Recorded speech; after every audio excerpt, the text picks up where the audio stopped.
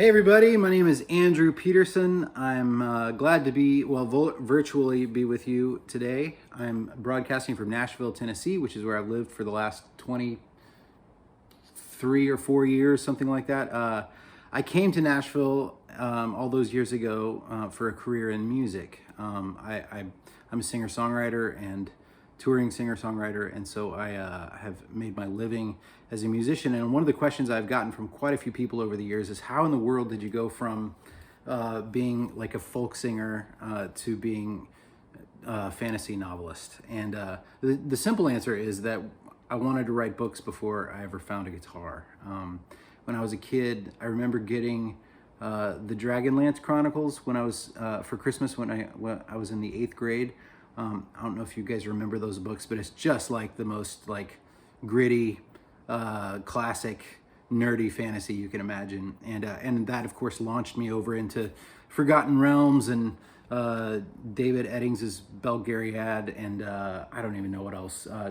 Just book after book. I was hungry for anything that would kind of take me out of the little town that I was living in and give me this flutter in my stomach of possibility.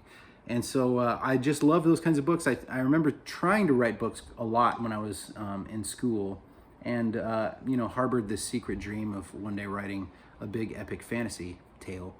But then around my senior year, I guess, I got serious about music. I joined a rock band and never looked back. And so have been doing music ever since.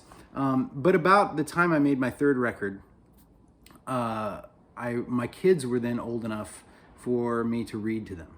And I remember I read Watership Down to them. I read the Narnia books to them. And it was The Lion, the Witch, and the Wardrobe that really did it.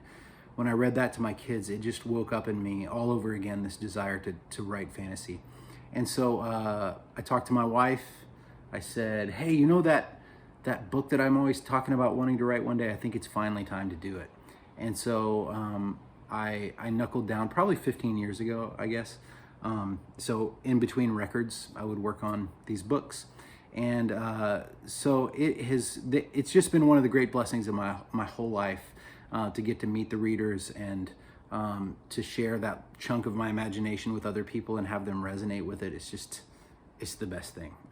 And so that makes me very, very grateful that Random House is releasing these special editions years later. And man, it's just having all the new readers and sharing this new artwork with them has been just wonderful. So the first 2 books came out earlier this year, right as quarantine was hitting. And I read them aloud on Facebook live, and it was just a blast to kind of relive these stories, because now my kids are grown-ups, basically they're out of the house now, and so to relive these stories that I wrote for them when they were little has just been awesome. And so this is the first 2 books that came out. We have these new wonderful covers by Nicholas Cole, and Nicholas was the art director for the short film of the Wingfeather Saga, which you can watch on Amazon. We're kind of in the process of working toward either a series or a feature film, and so he was there he knew the stories so well and just nailed the covers. And I haven't seen the physical editions of books 3 and 4 yet, but they release on September 15th, I guess. But here's the first edition of book 3, and it's called The Monster in the Hollows, and it's wrapped in Mylar. I don't know if you can tell, but I do that with books. Anyway, I wanted to talk to you for just a second about world building, because that was one of the things that I realized was possibly the most crucial part of beginning to write a fantasy novel. When a kid sits down to write a story, a lot of times, I was this way when I was a kid, I meet kids who are like, I'm gonna write a giant 900-page epic fantasy. And what usually happens is that they get 30 pages into it and they realize that it's work, and that it's really, it takes more than just sitting down and making stuff up as you go.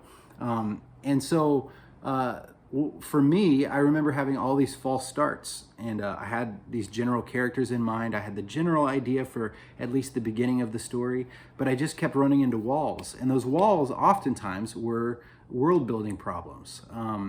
For example, in the first chapter, I think, first couple of chapters, the main character, Janner, wants to buy something at the market, and I realized that I didn't know what kind of currency he needed. I was like, does he have jewels? Like, do they pay with sticks or stones with holes in the middle, or coins? And if they are coins, then that, you know, raises all these questions about like the technology that is available to them. Like, is there a mint somewhere?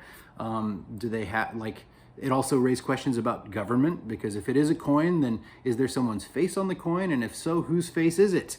Is it an emperor or a king or a governor or a president? So I just was like, all I want to do is have him go buy a sugarberry bun at the market, and he can't do it until I build the world. And so I kind of put the brakes on the whole story and got out my sketchbook and the ones that I had kind of put away since high school, and started building the world, drawing map after map, and filling in the names of places, the names of the oceans, the names of the continents, the rivers, the plains, and then towns. You know, I'd draw a little dot and I'd be like, I wonder what the name of that town is. And then across the river, I'd put another town. And then all of a sudden, my imagination starts to fill in all these blanks about the relationship between these two towns on the other sides of the, you know, opposing sides of the river.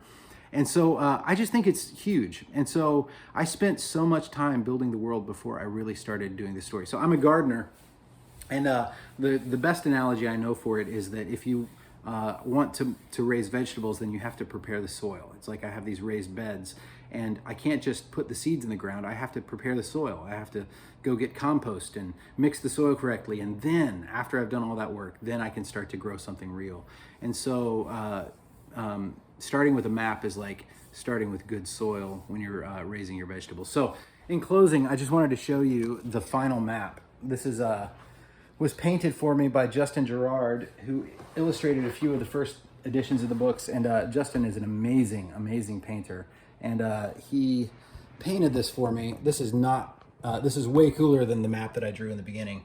But there's all these dragons and sea monsters floating around in the ocean. You can see Glipwood Township, which is the name of the town where the story starts. And that usually hangs over my piano and reminds me of the great joy of world building. So I hope that's helpful. Y'all have a good one. Thank you.